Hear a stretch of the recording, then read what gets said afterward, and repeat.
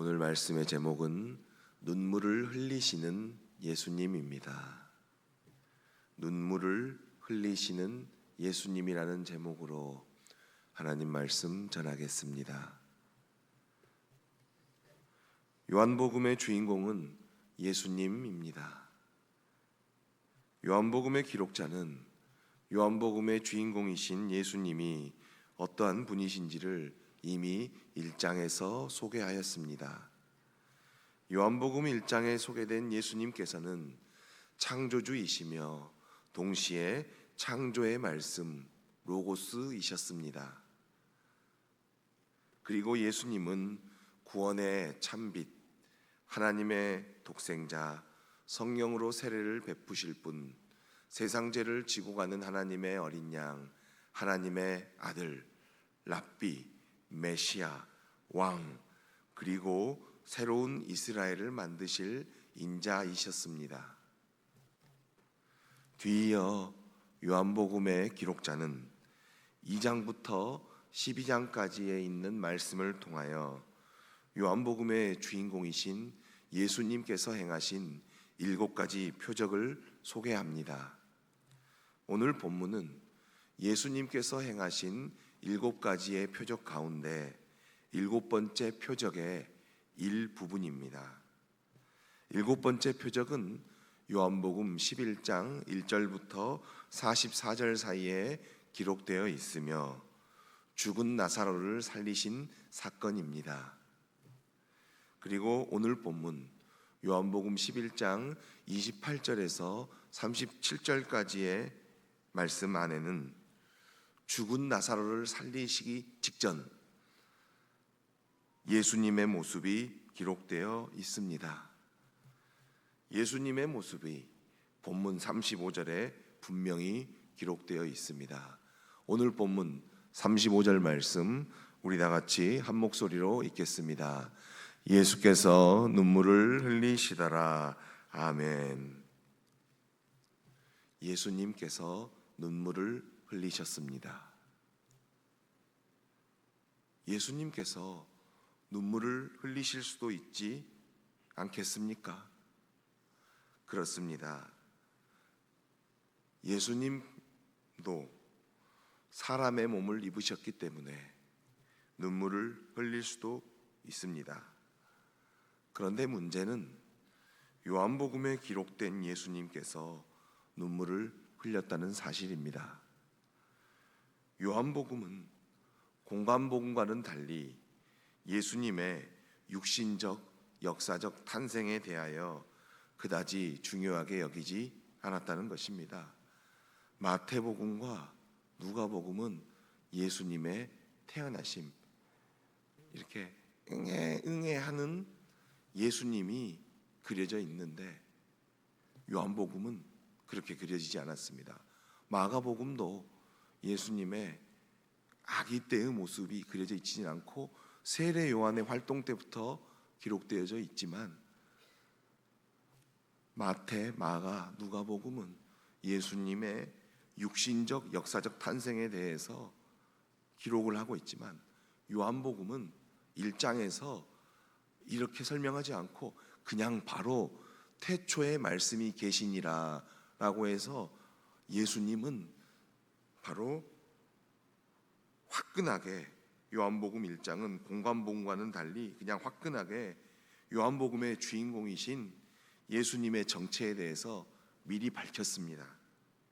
요한복음은 예수님을 막 태어나셨을 때 모습, 그리고 요한 세례 요한이 활동할 때 직전의 모습을 그리는 것이 아니라 그냥 원 역사를 거슬러 올라가 창조주 하나님이시며 창조주 하나님과 동일시할 수 있는 하나님의 말씀이라고 이미 밝혔다는 것입니다. 그렇다면 요한복음에서 그려지는 예수님의 눈물은 예수님의 눈물이요 동시에 하나님의 눈물이 아니었을까요? 그렇다고 한다면 하나님은 왜 나사로가 죽은 뒤 우셨을까요? 마리아와 그녀를 동정하며 따르는 무리들과 함께 우는 모습을 보니 그들과 마음이 동화되셔서 우셨을까요? 아니면 사랑했었던 나사로의 시체를 보고 살아있었던 나사로가 떠올라서 우셨을까요? 본문에 기록된 유대인들은 눈물을 흘리시는 예수님을 보면서 우리와는 달리 하나님의 눈물을 생각하지 못했던 것 같습니다. 유대인들 대다수는 눈물을 흘리시는 예수님을 보며 보이는 그대로 생각했습니다. 그들은 눈물을 흘리시는 예수님을 보며 예수님은 참으로 죽은 나사로를 아끼셨었구나, 예수님은 참 따뜻한 사람이시구나 라는 생각을 했습니다. 이 내용이 본문 36절에 기록되어 있습니다. 본문 36절 말씀 우리 한 목소리로 읽겠습니다. 이에 유대인들이 말하되 보라 그를 얼마나 사랑하셨는가 하며. 아멘.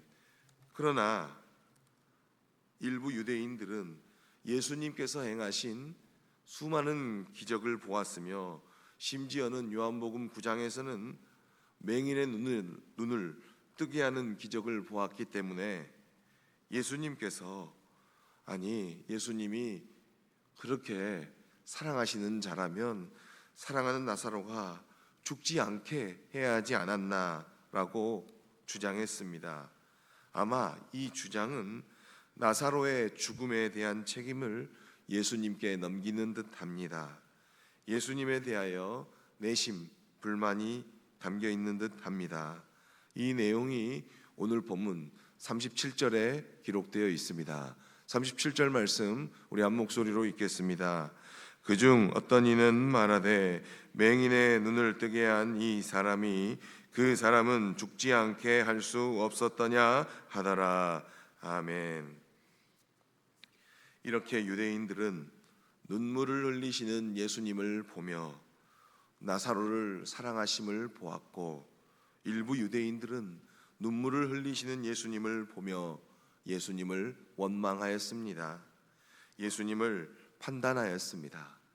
어쨌든 이 두 가지의 관점, 눈물을 흘리시는 예수님을 보면서 예수님이 나사로를 정말 사랑하셨구나, 또 어떤 이들은 예수님의 눈물을 보면서 오히려 예수님을 원망하였다는 이 두 가지의 관점은 이 땅에 속한 사람들의 관점입니다.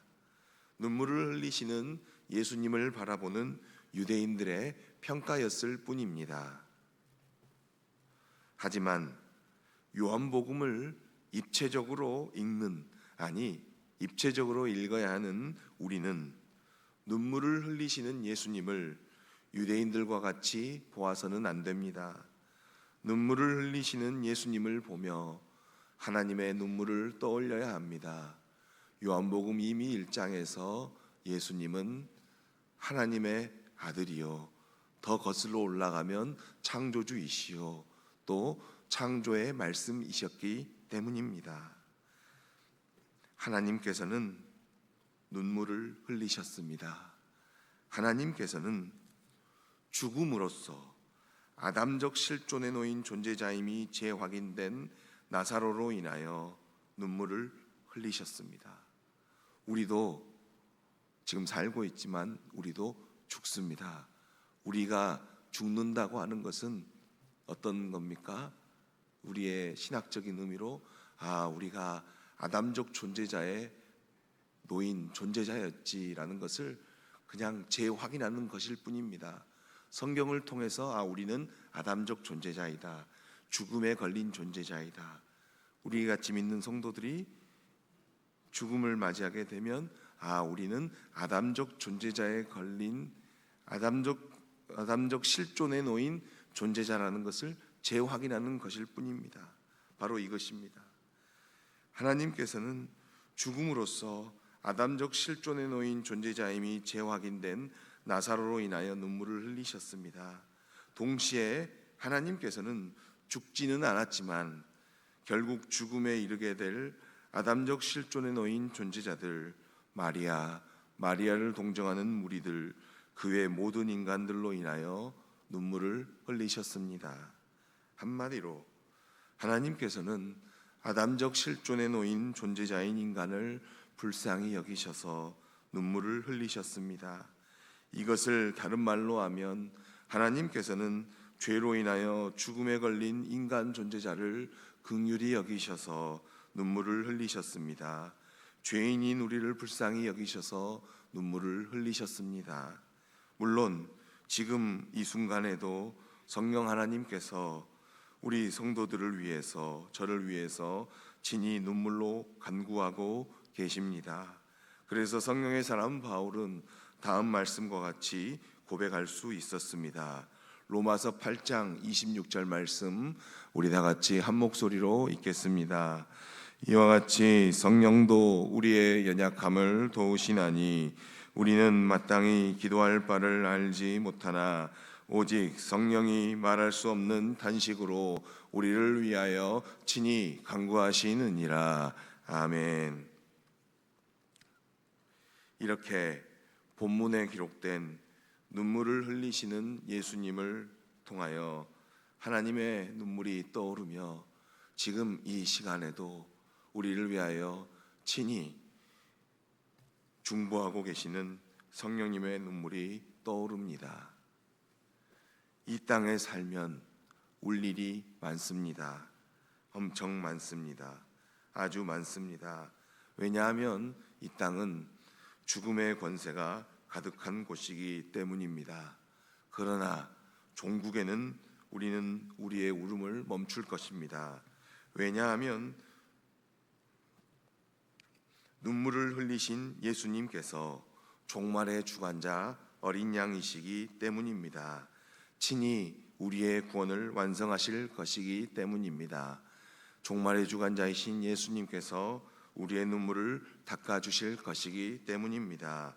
다음 말씀 읽고 마치겠습니다. 요한계시록 5장 5절 말씀입니다. 읽겠습니다. 장로 중에 한 사람이 내게 말하되 울지 말라.